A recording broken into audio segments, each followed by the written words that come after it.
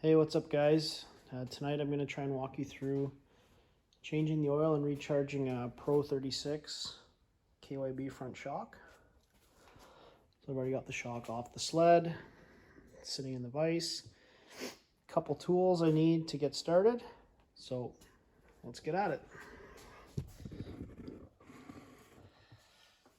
The first thing you're going to want to do is take your rebound adjuster and click it full soft.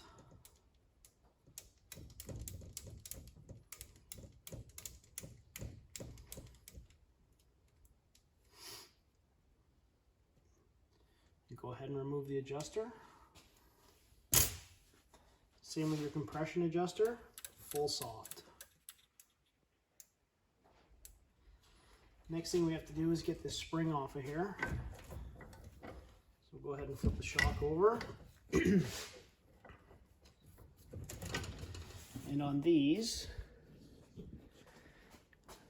there's a snap ring right here that stops us from backing the adjuster off. So first we have to tighten it, move the ring up, and then we can take the spring off the shock.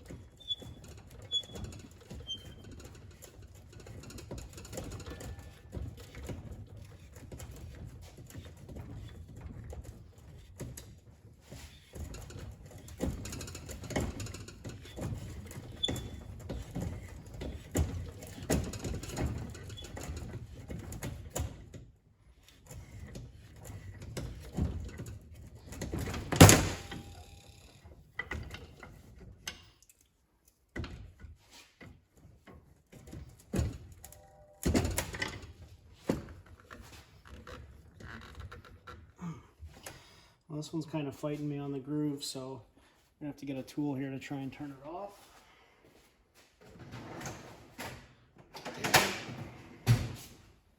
I find they're usually not very tight, just simple channel locks if you don't have the proper tool, and it's pretty easy to turn it past.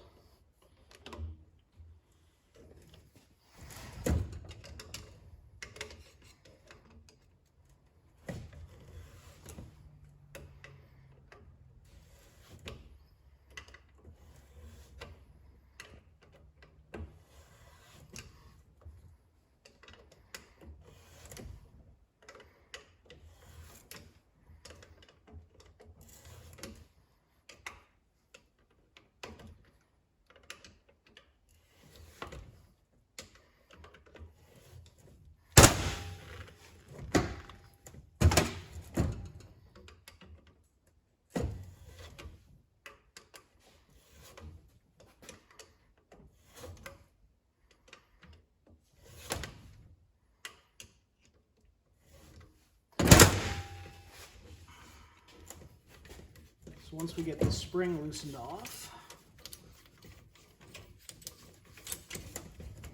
you can slide this bump stop down,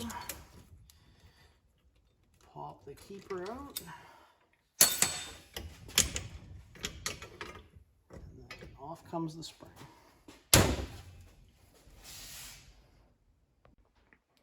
So now we've got our shock basically ready to be opened up. The rebound adjuster is full soft. The compression adjuster is full soft. We're going to now remove the small Phillips screw and release the nitrogen pressure from the reservoir. So what I like to go ahead and do is just take the screw out. And I'll just take my Fox nitrogen fill needle, stick it in the bladder, and then just purge the air off.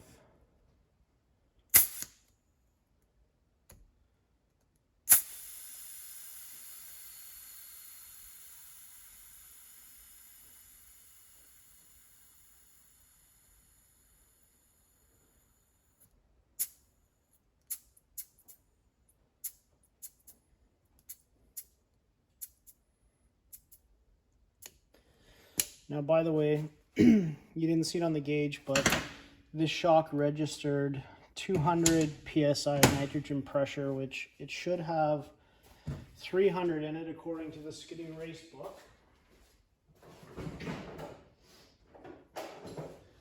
So we're definitely a little bit low on nitrogen to begin with.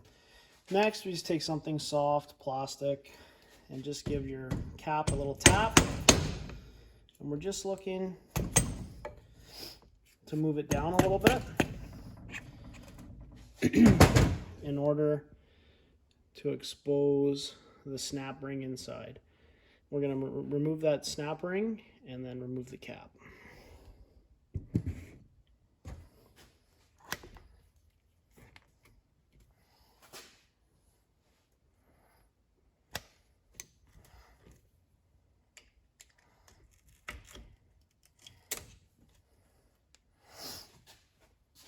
So now the snap ring's been removed. The cap's got a little bit of pressure behind it still, because these type of bleeds, you can't really drain all the nitrogen out from behind it. So now we need to get this cap out. There's a couple different ways to do it. You can just take something soft if it's sitting at the top like it is now, and just gently wiggle it out.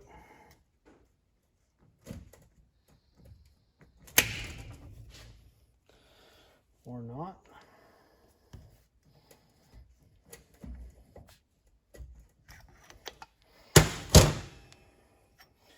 There we go. Our cap's off. Now we have our internal floating piston, which is all the way down in the bottom of the reservoir. So what I tend to do is just start to stroke the shock now. Down. And you'll see, I don't know if you can see in there, if you take it back up slowly, the IFP will actually be forced to the top. So you need to do that a couple of times. And the floating piston should come to the surface.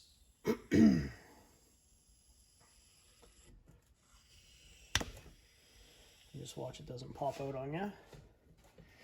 So once we get there, you can either build more pressure in there and try and pop it out, catch it with a rag, whatever. I have a pair of Eaton clip pliers I use that just have two flat faces, and I can pick that out of there.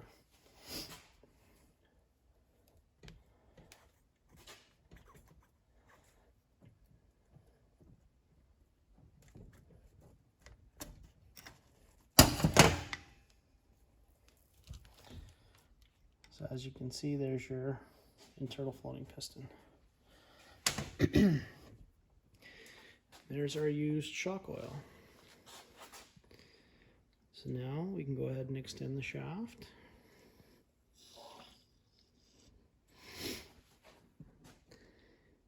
And remove the valving piston.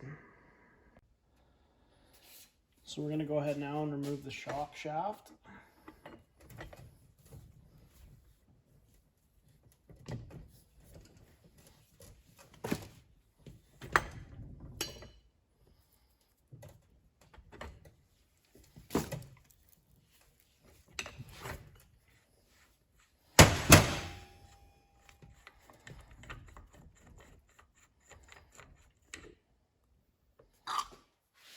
And the valving piston.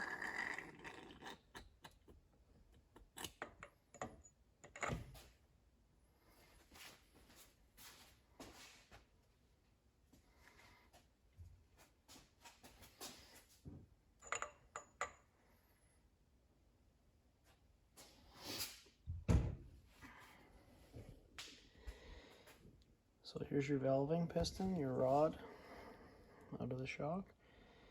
This one's got about 2,000 miles or so on the oil. There's actually not a whole lot of crud in the valve stack. We'll pop this out of the vise now so you can have a look at the oil that comes out of it.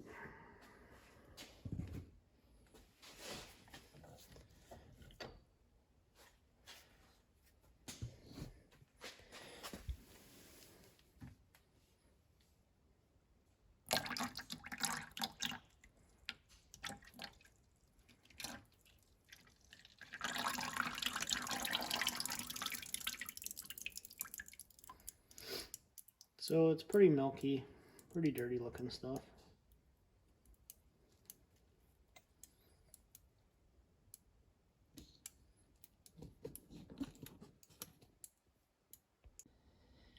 Now you can just take any sort of contact cleaner, heavy degreaser, go ahead and clean the shock out. You want to wash all that old oil and dirt out of it.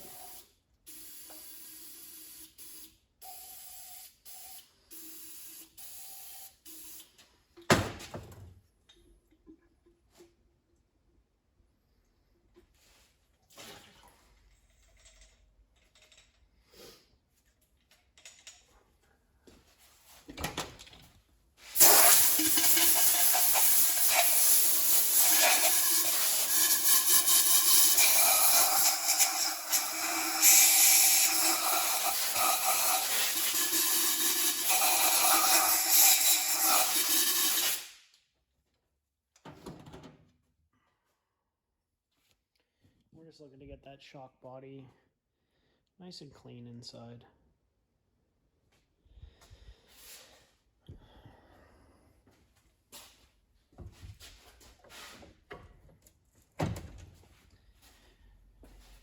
Now, as far as the valve stack goes, it's kind of a judgment call there if you want to pull it apart or not. There's not much to it, but we'll crack it open here so you can have a look inside and we'll see how dirty it is.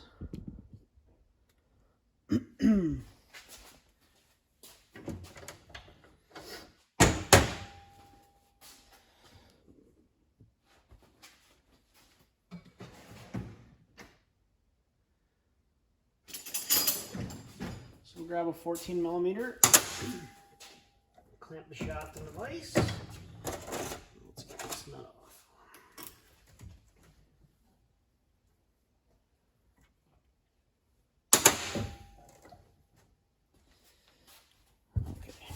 Now this is very, very important. If you do not want to screw up your valving, this must go back together the exact same way that it is now. So you want your bench to be perfectly clean, tidy. We're going to lay out all the shims in order exactly how they come off the shock.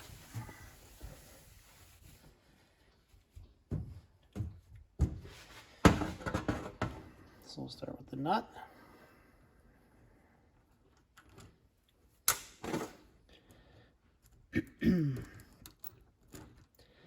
Our washers. I'm going to flip this upside down so we know that's exactly how it goes. And you can start to pick your shim stack off. And they're very small, very thin, and they stick together very easily.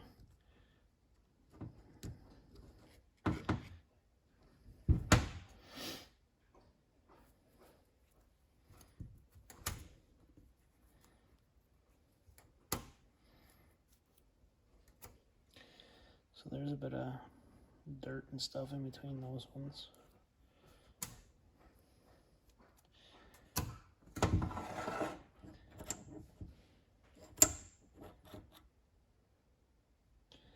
This does have a top and a bottom.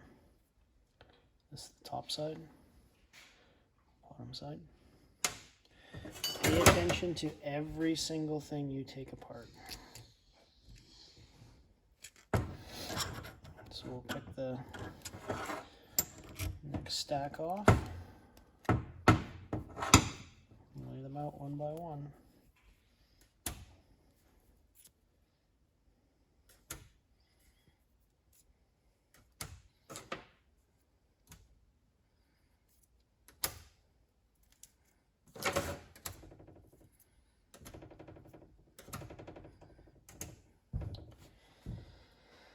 So now we have all our valve shims laid out. We'll go ahead and clean those and then just reassemble it back in the same order it came apart.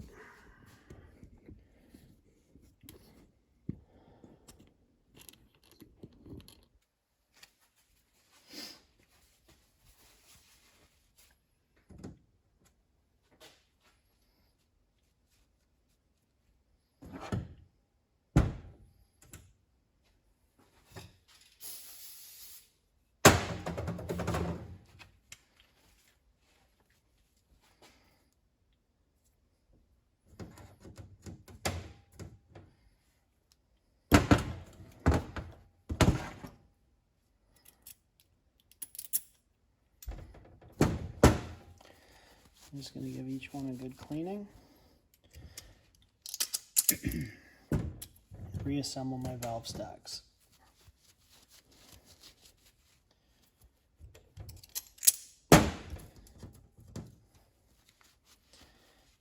As you can see, it really doesn't take very long to break a shock down. Disassemble it.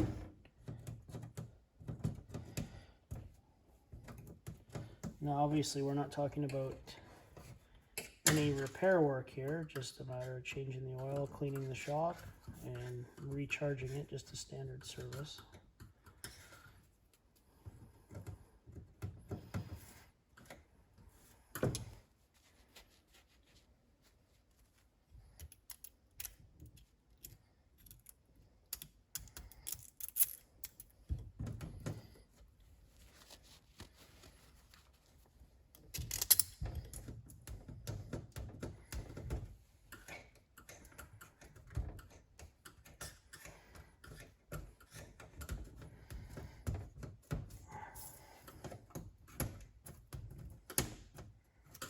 Buggers like to stick to my bench.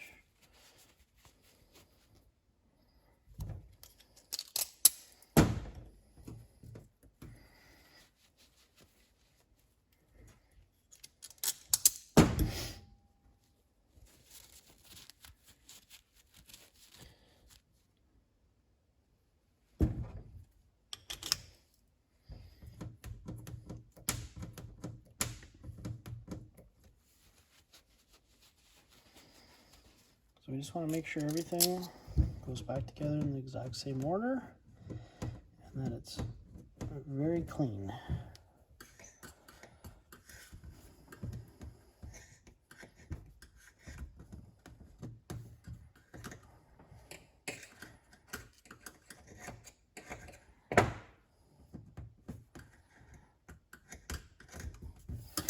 That's not frustrating at all.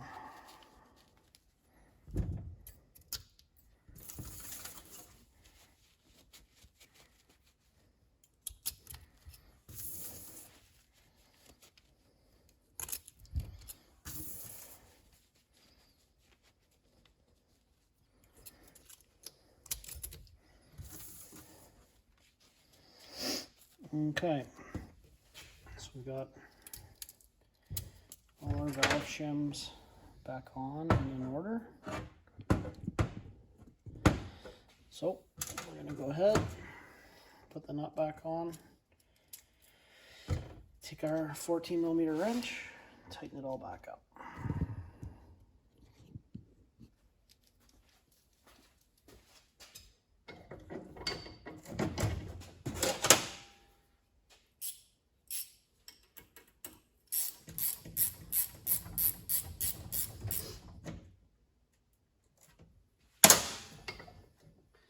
Yes, there is a torque spec on that.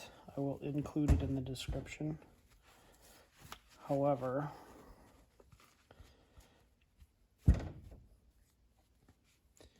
my torque wrench is up north right now, so we're just going to skip that.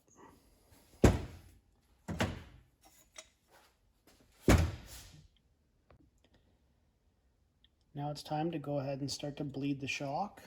Put new oil in it and get it ready. So what you're going to want to do, I use the AMSOIL number 5 shock therapy oil. You're going to want to pour it down the side of the reservoir like you're pouring a beer. You want to try and avoid getting any foam in the oil as much as possible. very slowly. Just fill the entire reservoir.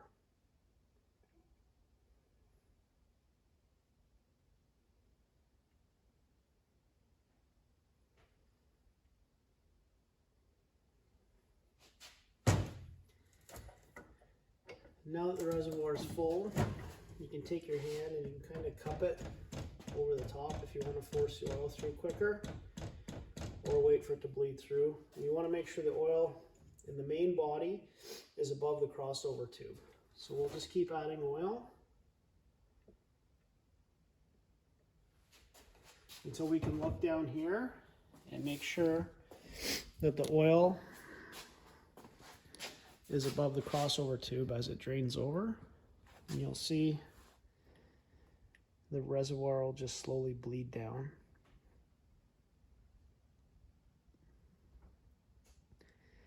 This tends to be the most tedious part of the whole process, is just the bleeding portion of it. You got to make sure there's no air bubbles in the shock oil whatsoever, and that there's no air in the shock.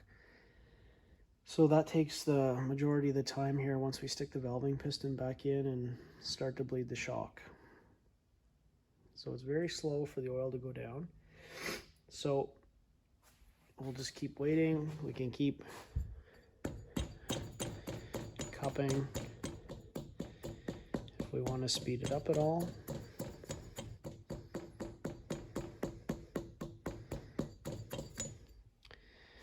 But it is slow.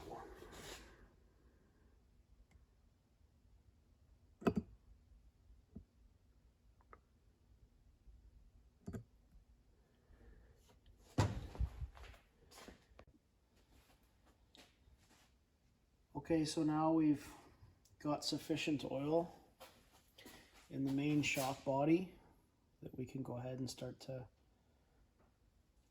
bleed the air out of the shock. Just take a little bit of oil to lubricate the valving piston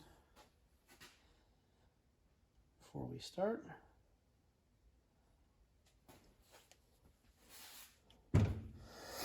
Go ahead and take my internal floating piston. Make sure it's nice and clean. A little bit of shock oil just to lubricate the O-rings. Now what we're going to want to do is make sure that this reservoir is completely full, so that when we insert the piston, there's absolutely no air below this whatsoever. And when you insert it, you're going to want to see like the oil running out of the shock, down the shock body. And we're going to just press it in straight, square.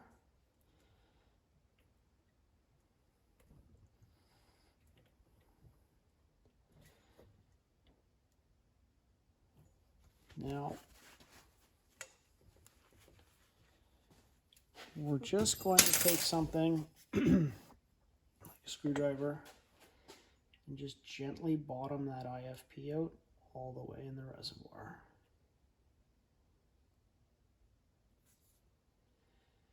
And in doing so, we're pushing oil through the crossover tube into the main shock body.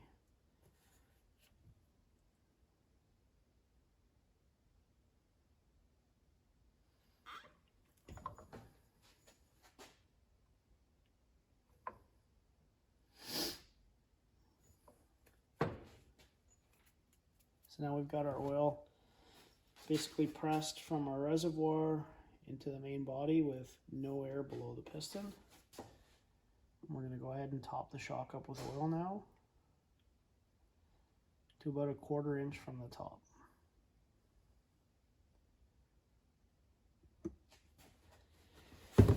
Now it's very important with a shock that has a rebound adjuster that your rebound oil hole stays submerged in oil from now on. If this hole becomes above the oil in the shock, you'll have to start the bleeding process all over again. So I tend to turn it towards myself so I can watch it.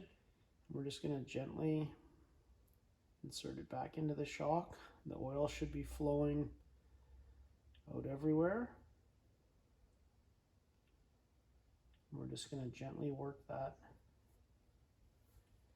back into the shock body. You'll be able to see your air bubbles, the oil pouring out. And we're just going to work this whole assembly up and down very, very, very slowly, and you can see the air bubbles coming out.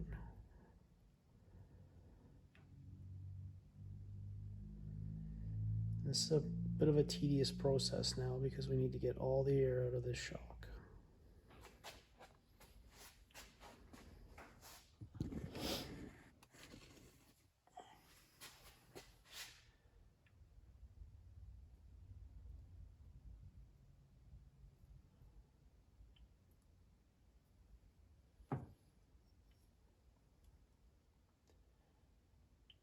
You want to make sure that that internal floating piston doesn't come up at all while you're bleeding.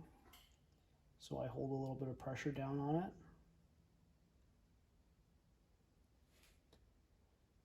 We just gently bleed this shock. You'll just keep seeing oil bubbles and bubbles and bubbles and bubbles until it's all gone. And just be very careful, because now we've displaced some of the oil from the shock.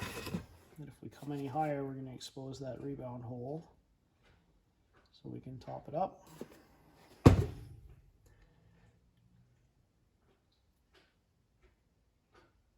then gently bleed it again.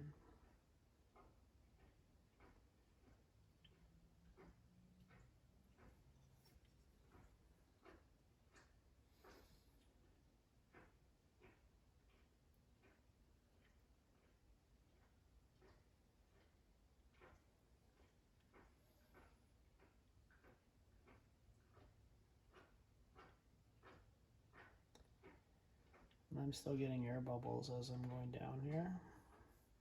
So we'll take it all the way down until the cap touches the body again. We can even go a little bit further. And we're going to come back out. Just very gently. If you push or pull too hard, you'll actually cavitate the oil, and then you'll end up with more air in the shock. So it's a slow process. We have to take our time here. And as you can see, the oil will be displaced, so we have to keep topping that up.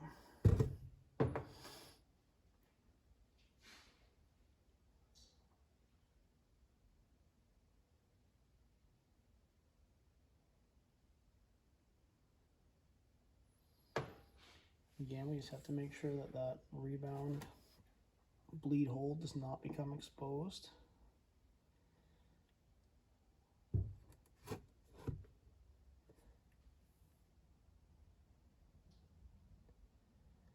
Looks like we've done a pretty good job of getting most of the air out. Not seeing any more bubbles now. So the next step is to go ahead and bottom the shock out.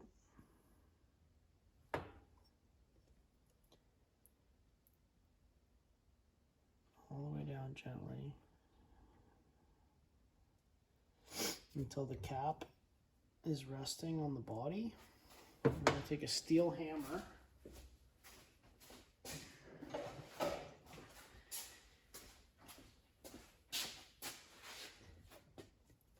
pull this against the side of the shock, take a steel hammer and whack the end. And what that does is it simulates a high-speed impact so that the valve stack opens up, and if there's any air bubbles trapped in the stack, which we can see now are coming out, they will be released. So I'm just getting a few more bubbles here around the shock shaft as I'm bleeding it.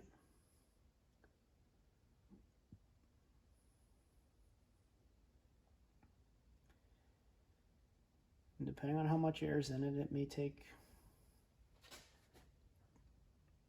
a few times before you get all the air out of it.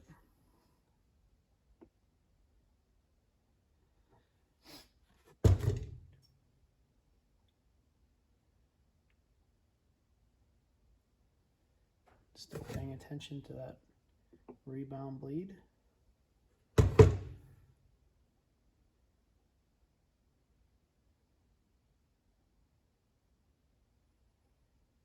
Now this is looking pretty good. I'm not really seeing any more air bubbles coming out. We'll go down once more just to make sure.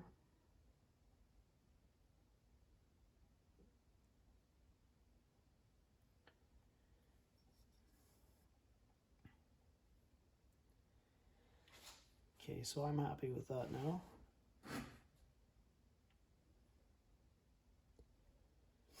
So we're just going to gently pull this rod up as far as we can get it without exposing that hole. Keep topping this reservoir off. Storage shock body. Keep it as full as possible. We want to get this valve out as far as we can without exposing that hole. We want this shock as full as possible with oil when we seat the cap. We want to be flowing oil out everywhere. So now we're just going to gently place the cap. It's going to displace oil. And we'll start to thread it back together.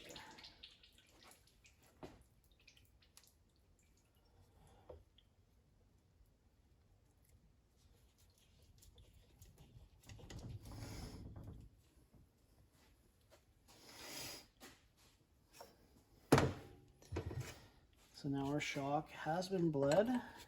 It's just a matter really of tightening the cap up now.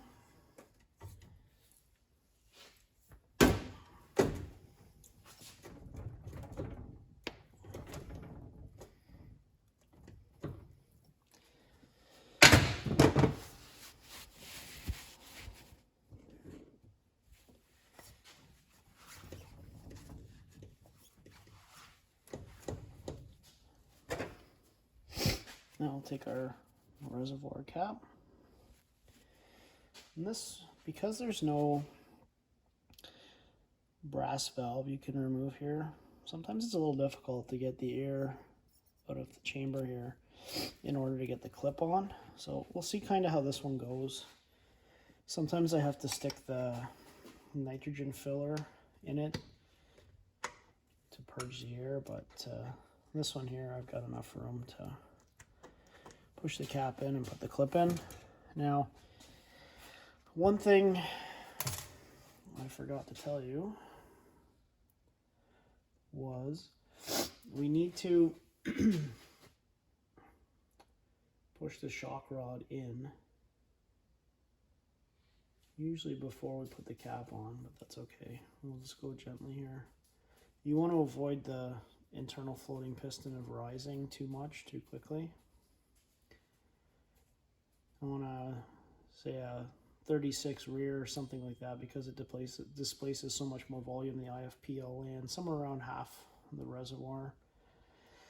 With a small shock like this, it tends not to move much, maybe a 1/4 of an inch off the bottom. So once we've got that done, there's a fair bit of pressure behind this now. So to make life a little easier, I'll just take the nitrogen fill and just give it a little bleed to get rid of some of that air.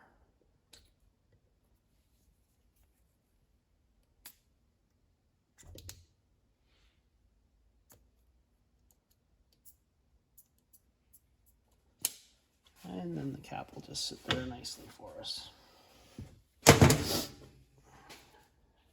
Now we're going to snap the clip in. And you want to check that clip not once, not twice, but 3 times to make sure it's seated. Otherwise, this thing will go off like a bomb. So the cap is seated. I'm going to turn our nitrogen on. The regulator's at 325 psi. And we're going to go ahead and charge the shock with nitrogen.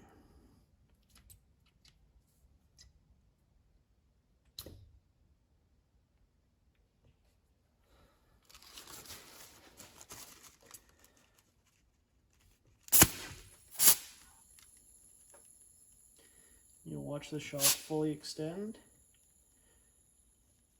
And you'll hear the nitrogen quit flowing. You can check your pressure. Just shy of 300.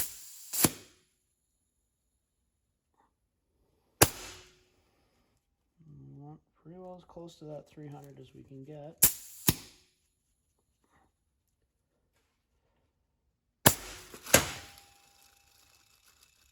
That's all we're going to get. And then out we go, one quick movement, and that's it.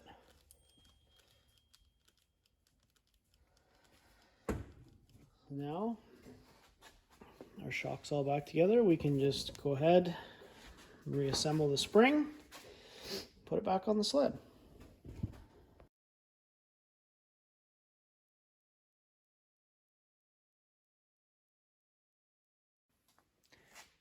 So guys, that wraps up the rebuild there of the Pro 36 front shock. It's all back on the sled here now, buttoned up, ready to go. Really doesn't take much to do your own shocks.